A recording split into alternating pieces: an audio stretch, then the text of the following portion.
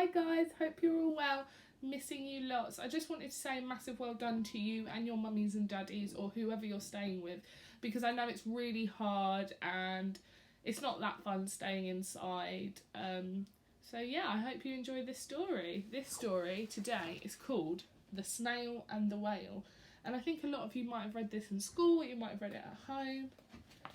And I've actually got a friend here with me. Does anybody have a guess what this might be? He's a bit shy to come out. Okay. He said he's going to give it a go. This is my friend, the snail. And he's actually been on the whale's tail, haven't you? Was you scared? He said, do you actually know anything about snails? Oh, he said that this is called his shell and it protects him and keeps him warm, and it also helps him hide from any big animals that might be trying to eat him. And what's this? Oh, what's the matter? Says it gets very ticklish and it makes him very itchy. This is called his foot, which is quite silly because our feet don't look like that, do they? No, my foot don't. But don't tell Ocean and Aqua, my feet are a bit smelly sometimes, okay? Okay, so today we're going to read the book The Snail and the Whale. This is a tale of a tiny snail and a great big grey blue humpback whale. This is a rock as black as soot, and this is a snail with an itchy foot. The sea snail slithered all over the rock and gazed at the sea and the ships in the dock. And as she gazed, she sniffed and sighed. The sea is deep and the world is wide. How I long to sail, said the tiny snail.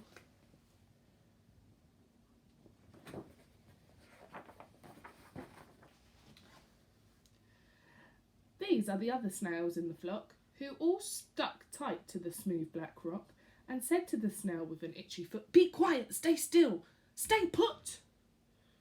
But the tiny snail sighed and sniffed, then cried, "I've got it, I'll hitch a lift." This is the trail of the tiny snail, the slivery, silvery trail that looped and curled and said, "Lift wanted around the world."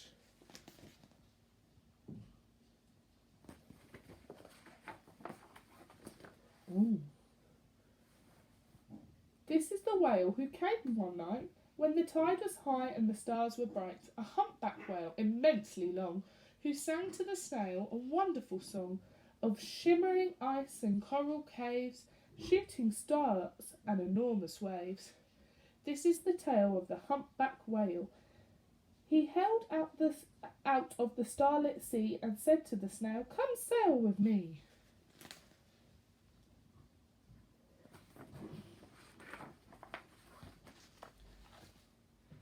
This is the sea so wild and free that carried the whale and the snail on his tail to towering icebergs and far off lands. Can you see some different creatures, some animals?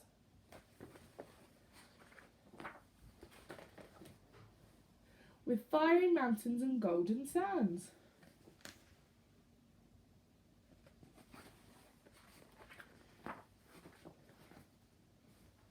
These are the waves that arched and crashed and foamed and frolicked, sprayed and splashed the tiny snail. What's the matter? You don't like getting wet? You can't swim. Can you swim, Ocean and Aqua? These are the caves beneath the sea, where stripy fish with feathery fins, the sharks with hideous toothy grins swam round the whale and the snail on his tail. Uh-oh. Why are you shaking? It's just a story.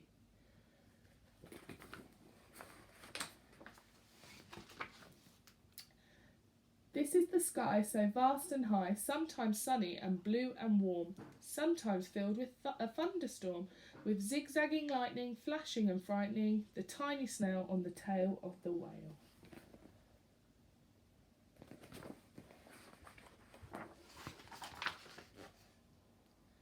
And she gazed at the sky, the sea, the land, the waves and the caves, the golden sand. She gazed, amazed by it all, and then she said to the whale, "I feel so small."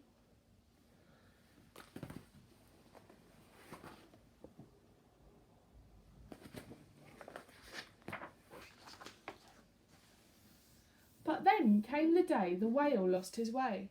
These are speedboats running a race, zigging and zooming all over the place, upsetting the whale with their ear-splitting roar, making him swim too close to the shore.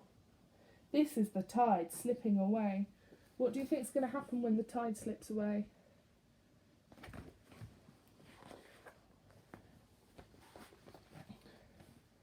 And this is the whale, lying beached in the bay. Quick! Off the sand! Back to the sea! Cried the snail. I can't move on land, I'm too big, moaned the whale. The snail felt helpless and terribly small. Then, I've got it, she cried, and she started to crawl. I must not fail, said the tiny snail.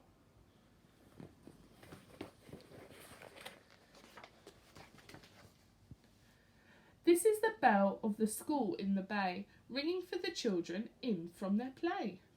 This is the teacher holding her chalk, telling the class, sit straight, don't talk. This is the board as black as soot, and this is the snail with an itchy foot. A snail! A snail! The teacher turns pale. Look, say the children, it's leaving a trail. This is the trail of the tiny snail, a silvery trail saying, save the whale. That's a very clever way to try and save the whale.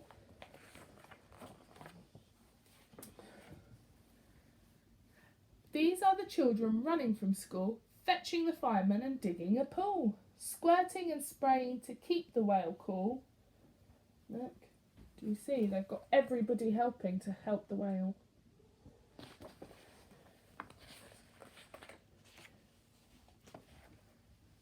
This is the tide coming into the bay, and these are the villagers shouting, hooray, as the whale and the snail travel safely away.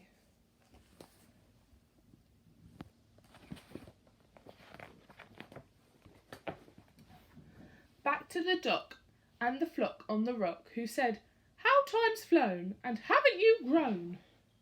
And the whale and the snail told their wonderful tale of shimmering ice and coral caves, and shooting stars and enormous waves, and how the snail, so small and frail, with her looping, curling, silvery trail, saved the life of the humpback whale. Then the humpback whale held out his tail, and on crawled snail after snail.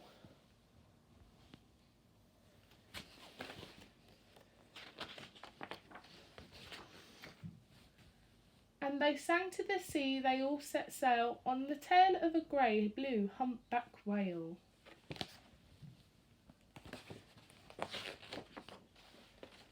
And that is the end of the story.